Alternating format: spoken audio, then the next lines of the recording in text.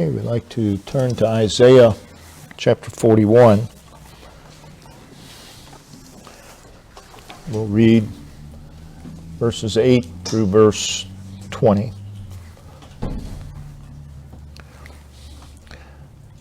But thou, Israel, art my servant, Jacob, whom I have chosen, the seed of Abraham, my friend. Thou whom I have taken from the ends of the earth, and called thee from the chief men thereof, and said unto thee, Thou art my servant, I have chosen thee, and not cast thee away. Fear thou not, for I am with thee.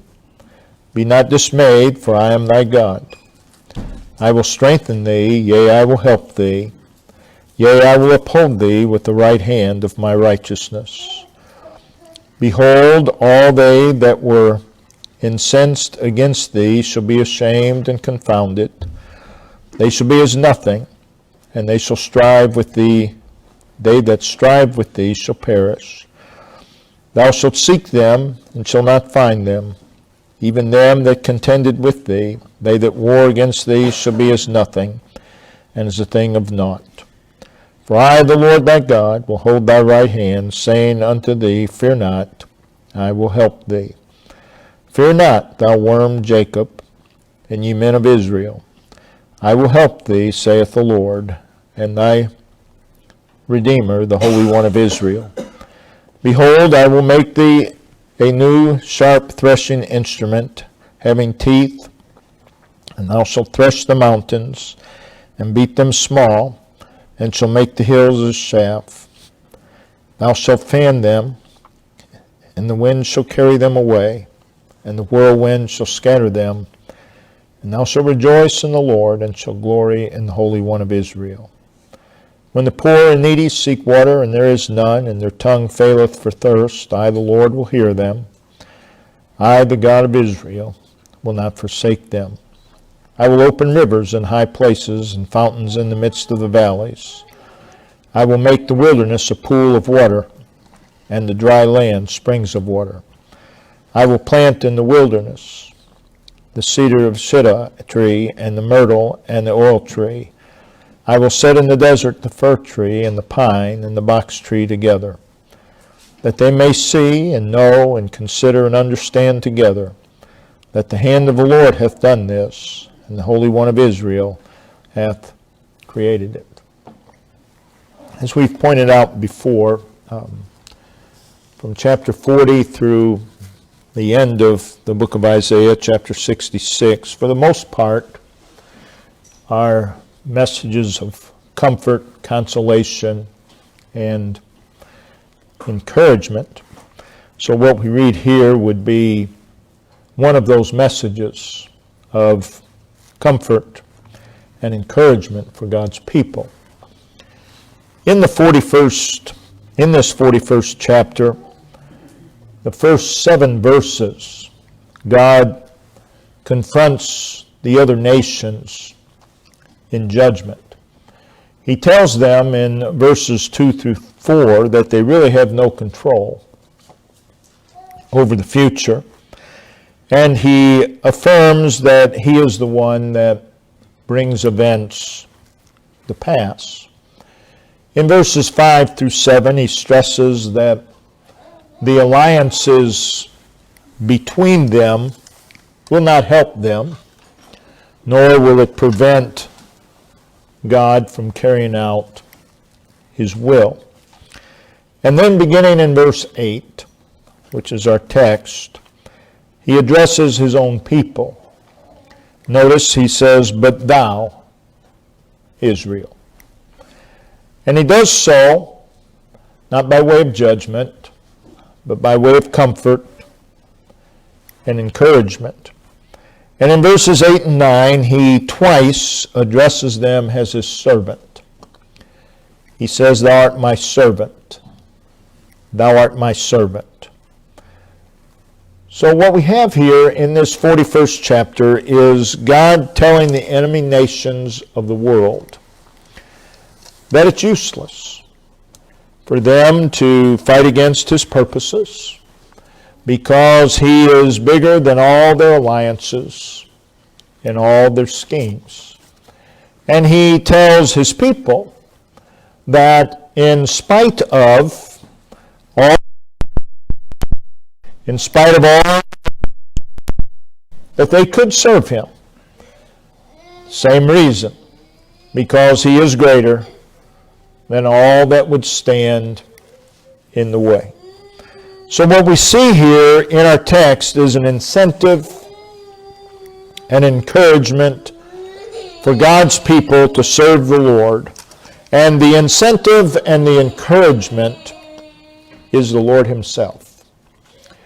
We live in a time when God's people seem to need constant incentive and encouragement to serve God. The problem is not that we need incentive and encouragement. The problem is where they look for incentive and encouragement. And they look for it in people. They'll look for it in messages that are preached. They'll look for it in circumstances. My point is, in this message, is you and I need to look no further than God himself. God is our incentive. God is our encouragement. So our message is God, incentive, encouragement to serve him. The first thing we want to notice is there is God incentive to serve. First of all, a reminder, and this is an incentive. He begins with a reminder that they are no longer what they were. And that, of course, is due to God. Notice the rest of God in verse 8. They're referred to as Jacob, and has the seed of Abraham, my friend. Of the grace, the mercy, and the love of God toward them. So let's start. He starts with Israel, but let's start with Jacob. This is what they were before.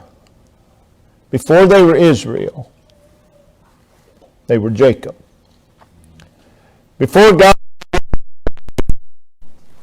they were Jacob. Jacob was a despicable individual. No one would like Jacob.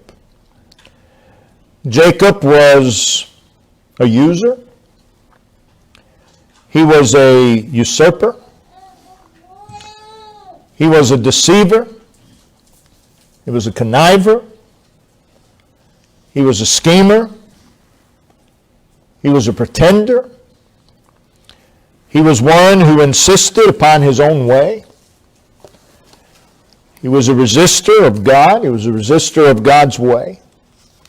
In verse 4, referred to as thou worm Jacob.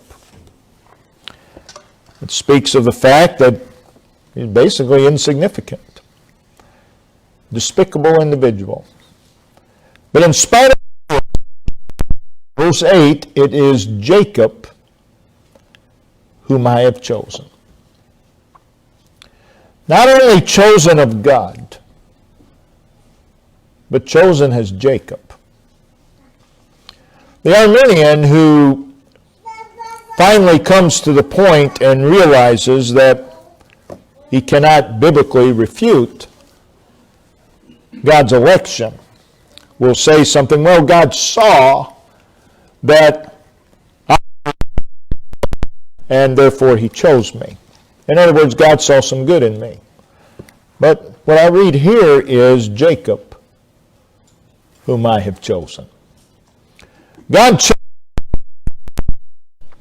He didn't choose us as what he would make us. He chose Jacob. And in verse says, I have chosen thee.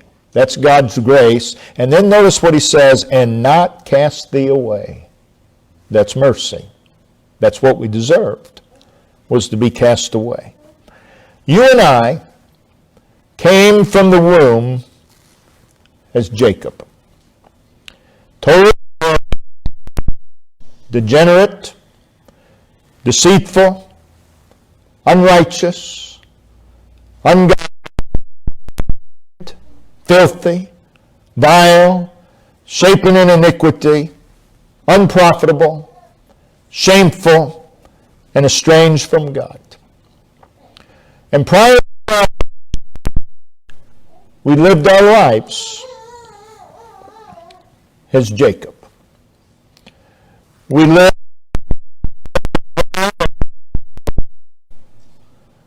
of darkness. And we loved the darkness. And we were deceived and hardened. And we lived as criminals against God, violators of God's holy law.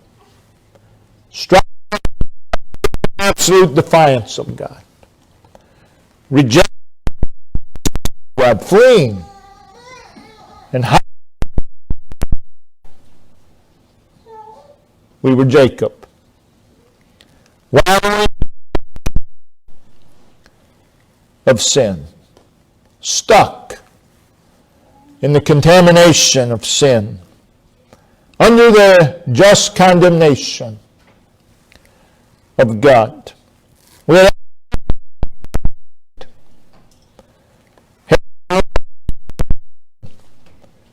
eternal destruction. But God didn't cast us aside. But rather, we hear God say in Malachi 1 and verse 2, yet, that is, in spite of being Jacob, yet I loved Jacob. Oh, the wonder of it all, that God chose us as Jacob. Entirely with nothing to offer in and of ourselves, chosen out of love. That's an incentive to serve God. Also in verse 8 of our text, the people of God are addressed as thou Israel. Thou Israel. That should immediately call with reverence, with humility, with thanksgiving, with love, with praise, with worship. Thou Israel. It's a name that means prince with God. It's a name that takes us back to Genesis 32, verse 28. Remember when God said to Jacob following that personal one-on-one meeting with God, God said, thy name shall be called no more Jacob, but Israel. For as a prince thou hast power with God.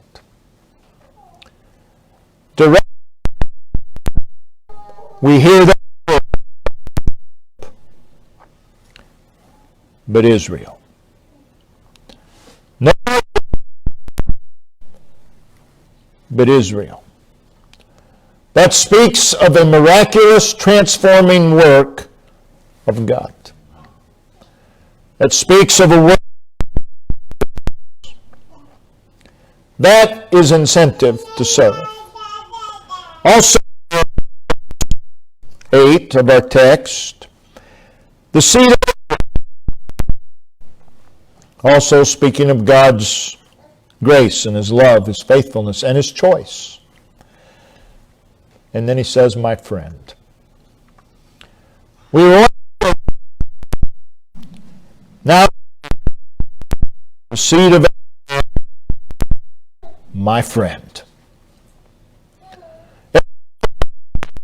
An enemy of God. Remember the enemies of God today. You once were an enemy as well. And the only reason you're not still is because God intervened. And now we've gone to my friend. Has been transformed from an enemy to a friend. That is incentive to serve God. You don't need any more incentive than that. There's also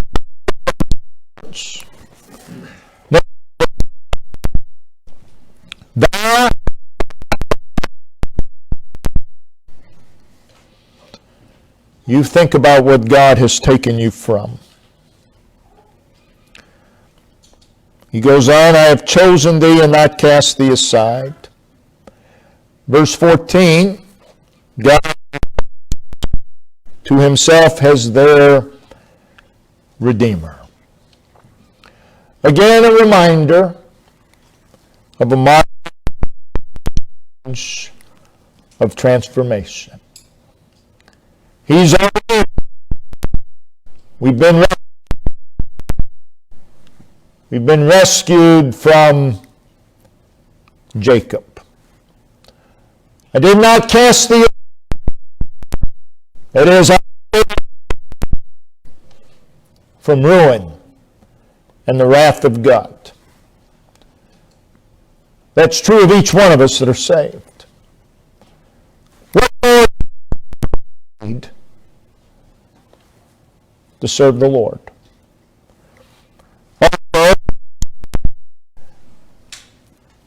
In this context that we've just mentioned, that they are God's servants.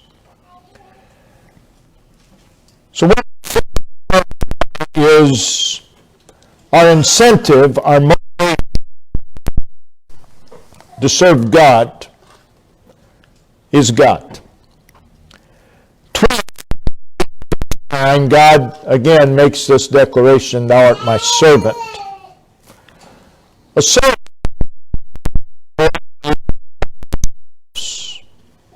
it's not one who dictates, it's one who serves. A servant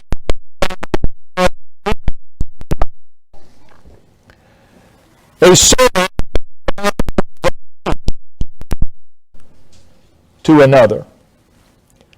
One commands of another. One yielded to another. One who is at another's disposal. And we, due to the redeeming, transforming, delivering grace of God, are his servants.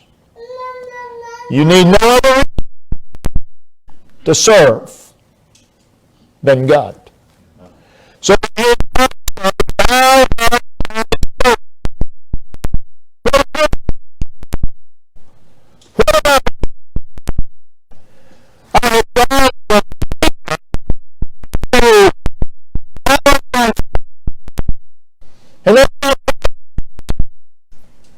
that's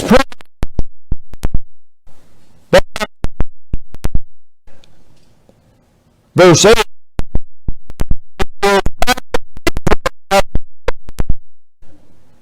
We're not we were both, but we are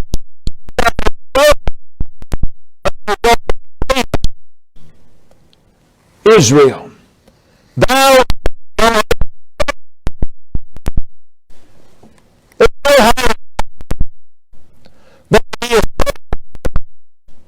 we have been formed to serve our Redeemer as a blessing of God's love, his redeeming power. Thou art my servant. It takes priority.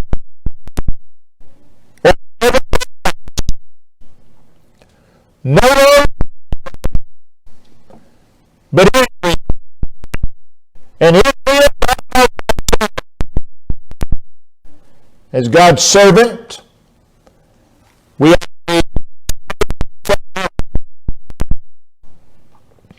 being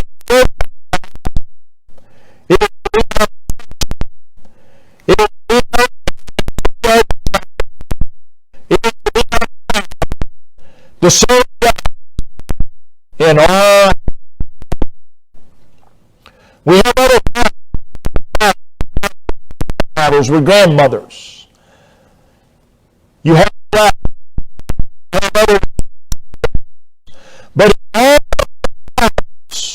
you are to be the servant of God. You're never a servant of God first. That's her calling.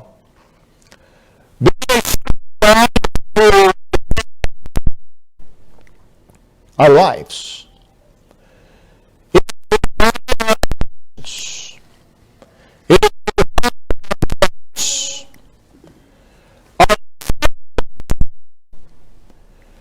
To serve God is the amazing, marvelous, redeeming grace, mercy, and love of God in our lives.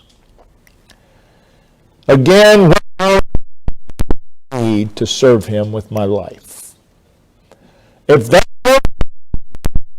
you do not find your life,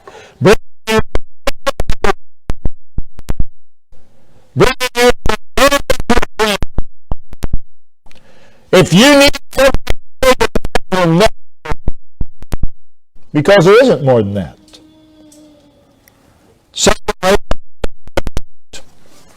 In God to serve God.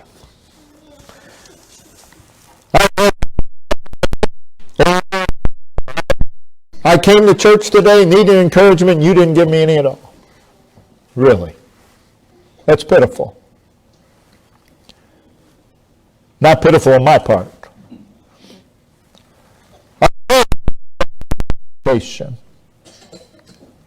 An encouragement directly from God. And we need to look no further than God for encouragement to serve Him. If you're looking, man, guess what? You're going to be discouraged more times than you're encouraged. And if you're going to be,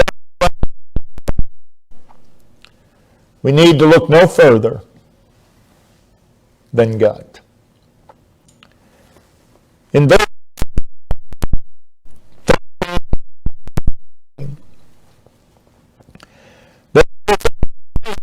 God, fear not. Fear and one of the great of Satan. Fear force. Fears, of course, David wrote, I sought the Lord, and He heard me and delivered me from all my fears. All my fears. There's a plurality. Fear can be reasonable. They can be reasonable. They can be based upon something that we've experienced. They can be reasonable. And fears can make no sense whatsoever. None at all. People are afraid of a mouse. That big. It doesn't make sense. Oh, you may have some reason for basis of that fear, but it makes no sense. And on it goes. But fear, you see, has the power to alter thinking. Fear has alter perception. Fear has change priorities. And fear certainly has an effect upon behavior. The Lord tell us, don't be afraid. Try that. You have a child that's afraid of the dark. Well, don't be afraid. Come back and tell me how that worked. That's not going to work. But the Lord,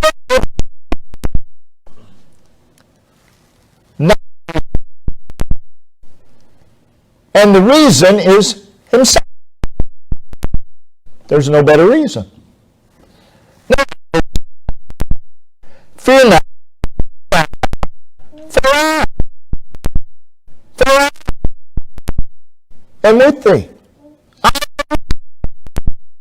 You do not need fear not.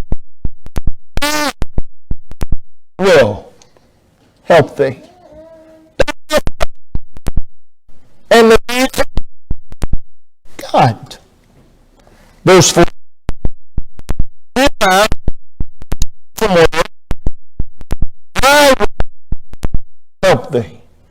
And you see this pattern.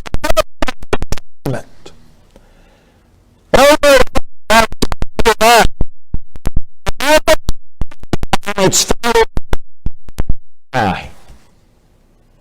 for I. So our faith must be bigger than our fear. And because fear will get in the way of serving the Lord. Jesus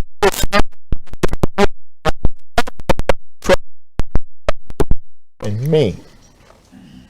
In other words, He's the remedy for heart trouble. We need to know than God. He goes on. Now,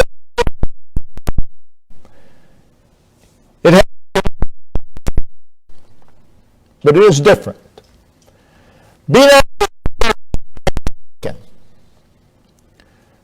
Be not unsettled, disturbed, and distressed. Usually when we're shaken and unsettled and disturbed and distressed, if you look far enough, it has its basis in fear. The way times in the Old Testament, and most with fear, as it is here in our text. But for I am. For I am. Don't be fake. Don't be. For I am. Dismayed of serving God. God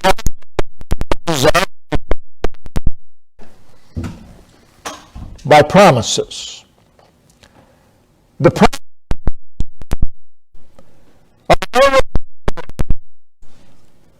as the person who promises. A promise the person who promises. Such and such. I've seen you in action before. I don't believe it. There's no basis to the promise. But the promises of God are based upon Him, based upon His suitability, based upon His relevancy to us. In verse 10, He says, I am thy God. That is a declaration of fact. It's also a promise. In verse 13, He says, I, the Lord thy God. In verse 14, the Lord and thy Redeemer, the Holy One of Israel. The promises are based upon His person, based upon who He is. In verses 16 and 20, we read the phrase, the Holy One of Israel. And in verse 17, I, the Lord, I, the God of Israel. The promises of God address the variety of needs that we have in the service of God. When we serve God, we will have needs. We will have many needs. But God promises to meet those needs. The needs are not the emphasis. The emphasis is the God who supplies the needs. We get it backwards many times. All our needs are supplied in Him. No other, we need to look no further than God. In verse 10, there's the presence of God. I am with thee. That's a promise. I am with thee. And again, the promise has its basis in His person. In verse 10, there's the promise of infused strength. Again, He's speaking to us as His servants. I will strengthen thee. That is, I will fortify thee. I will bolster thee. I will reinforce thee.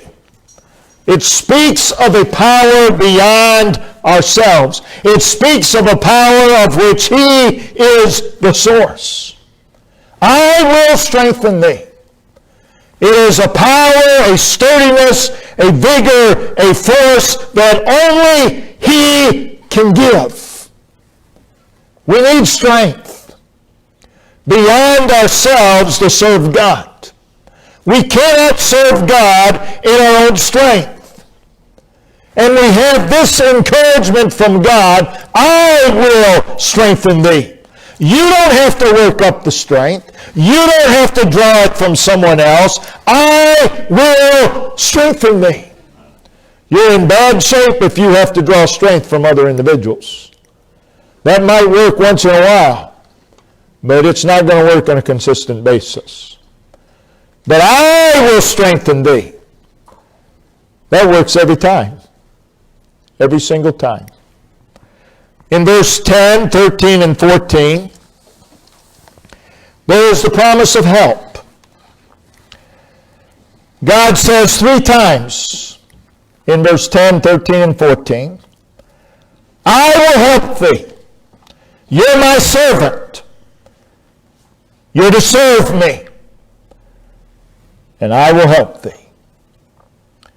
That conveys the idea of assistance, of aid, and relief. There is the thought of restoration. There is the thought of preservation. There is the thought of prevention. God helps us many times by preventing us from doing things. It implies guidance. It implies instruction.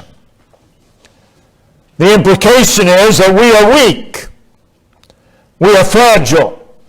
We are inadequate. We are insufficient. But we can still serve God because there's help in God. You see, the emphasis cannot be, if we're going to serve God, the emphasis cannot be, I'm weak, I'm fragile, I'm inadequate, I'm insufficient. Yes, you are. But that's not the emphasis. The emphasis is, I will help thee. And that's encouragement to serve God. People say all the time as an excuse, well, I just don't feel worthy. You're not. You never have been. That just now hits you that you're not worthy? You never have been. But that's not the emphasis. The emphasis is, I will help thee. I will. I will. God helps by giving us strength. God helps by consoling us. God helps by giving us assurance. God helps by drawing us to Himself. God helps by reminding us of things. God helps by correcting us. God helps by delivering us. God helps by repairing us. God helps by mending us. God helps by overhauling our lives. God helps by reviving us. God helps by sending trials and difficulties into our lives. We get a trial, we get a difficulty, and immediately we say, "Help, God." Nothing wrong with that, but do you realize God is helping you by sending you the trial? God helps by preventing us from doing things. God helps by putting roadblocks in our way. God helps by preventing things from entering into our lives, even those things that we consider to be blessings. God helps by not giving us what we want. God helps us by saying no, just like you help your child. No, you can't do, "Ma, can I go play in the street?" No, you can't do that. They're helping you. They're helping you. The child doesn't realize that. You're infringing on what I want to do. But it's help. God helps us. And God's means of help is unlimited. He has power to help. We read in 2 Chronicles 14, verse 11. Notice also verse 10, "I will uphold thee." That is, I will sustain thee. You are my servant, and in your service I will sustain thee. I can't do that. I can't believe God is asking me to do that. I can't. No, you can't. But that's not the issue. The issue is, I will sustain thee. I will support thee. I will keep thee. There will be times when we're serving God of obvious weakness and faintness, but there's the sustaining power of God. This is encouragement to serve the Lord. In verse 13, he says, "For I, the Lord thy God, will hold thy right hand." That personalizes everything that God will do. I will hold thy hand. That speaks of his nearness. That speaks of his compassion, his sympathy. That speaks of his empathy. It speaks of his consolation. I will hold thy hand. You and I do not know what service to God may involve. But whatever it involves really is not to become the issue.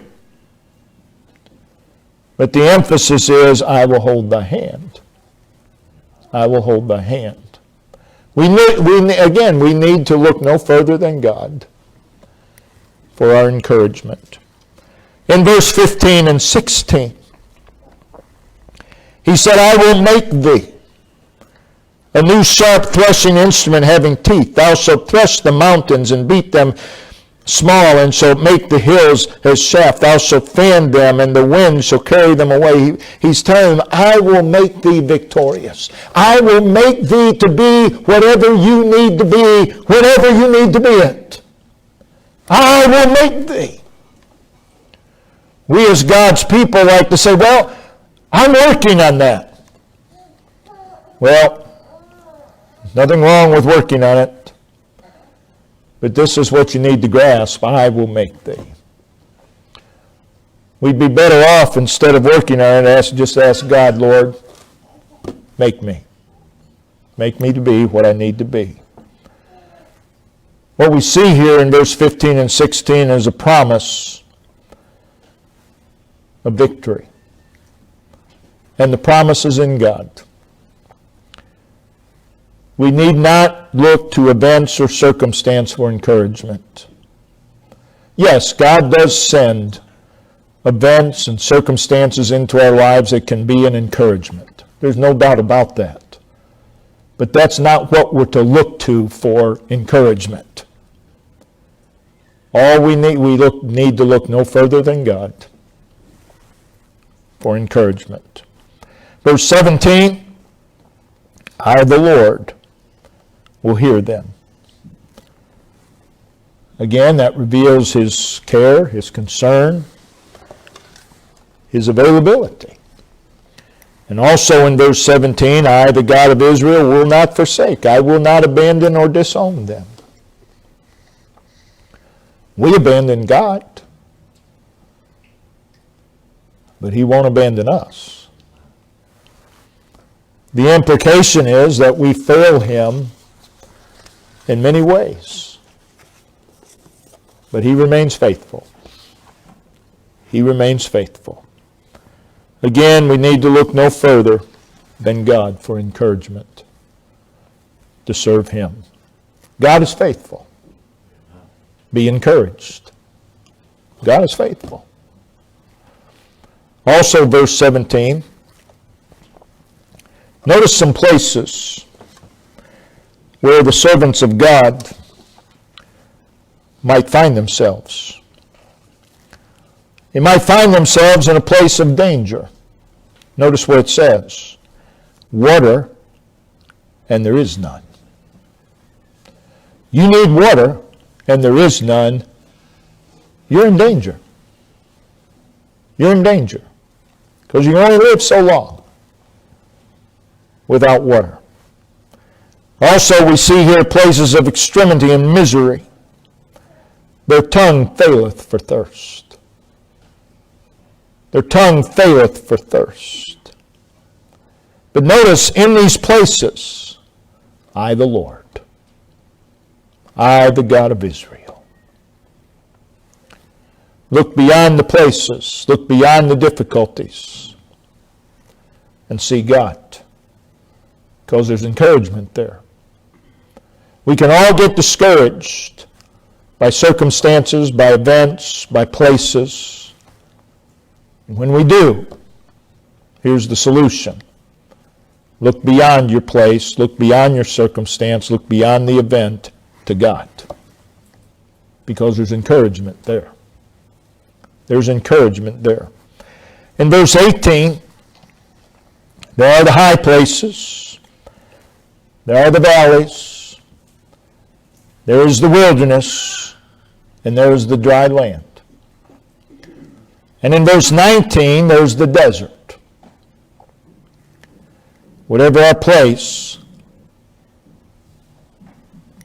whether it be a high place, whether it be a valley, whether it be a wilderness, whether it be a dry land, whether it be a desert, we're to serve God.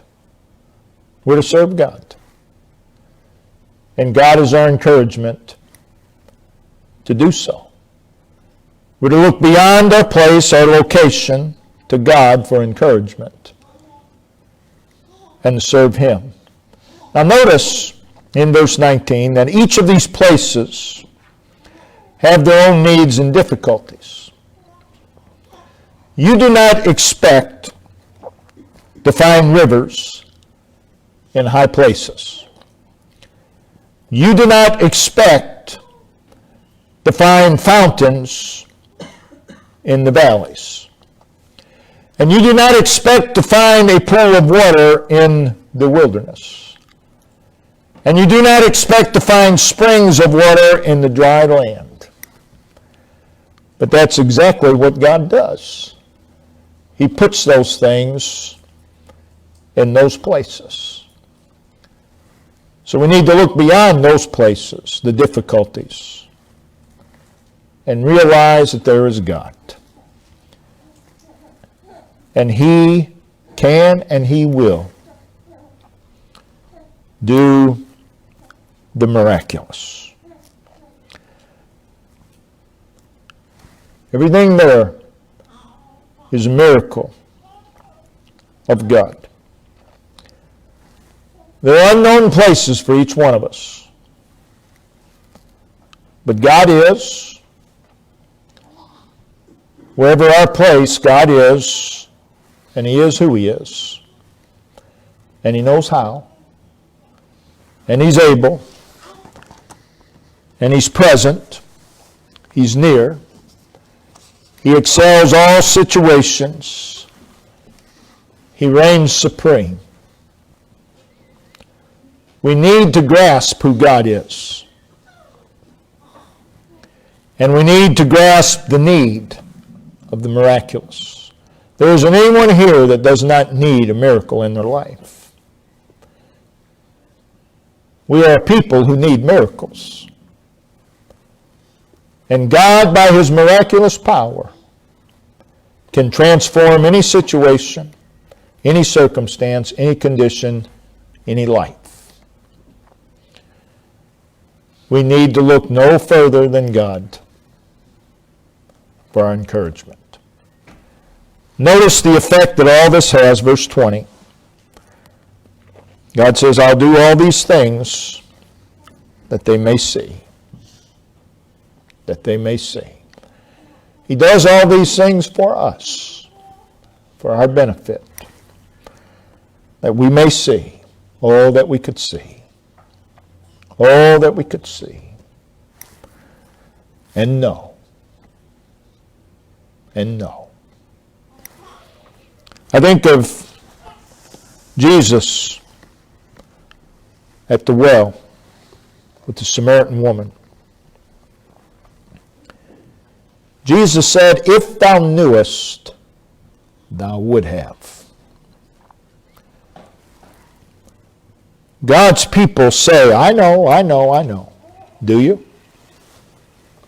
Jesus said, if you knew, you would have. It's easy to say we know, but saying we know and knowing is two different things. If we really know, we'll act.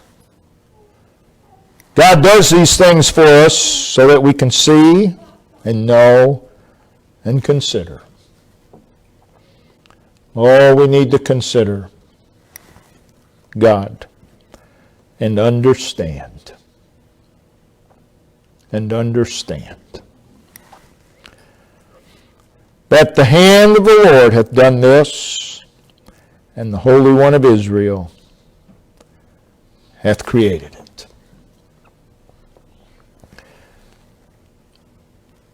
There is a spiritual progression here in verse 20.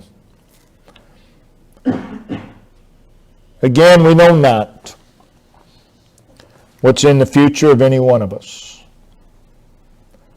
But if we're saved, we're no more Jacob. We're to serve God no matter what. Terrible, terrible things may be in our future. We don't know. But whatever it is, isn't the issue. The issue is we're the servants of God.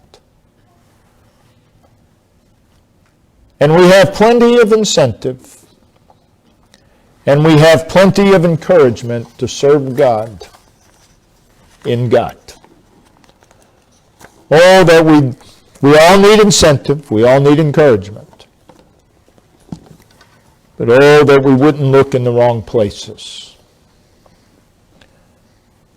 for that. That we would look no further than God. When you feel discouraged, you need uplifting, look to God. Perhaps God will send someone your way to give you encouragement, but don't go looking for someone to just come knock on your door and give you an encouragement. Don't go expecting that someone will call you and give you some encouraging words. That may not happen. You need look no further than God. Look to God. And we find plenty of incentive. We find plenty of encouragement. Again, people all the time talk about how discouraging the times are. Not really. Do I get discouraged by times? Yes. Should I? No. Because really, the times aren't discouraging. They're pretty encouraging. If you really know and understand what's going on, it's pretty encouraging. And when you look to God, there's plenty of incentive, plenty of encouragement from God. We ought to be an incentive and encouragement to one another, but we ought to do so by looking to God for our incentive and our encouragement. Brother Dave, if you'd come and lead us in a verse of song.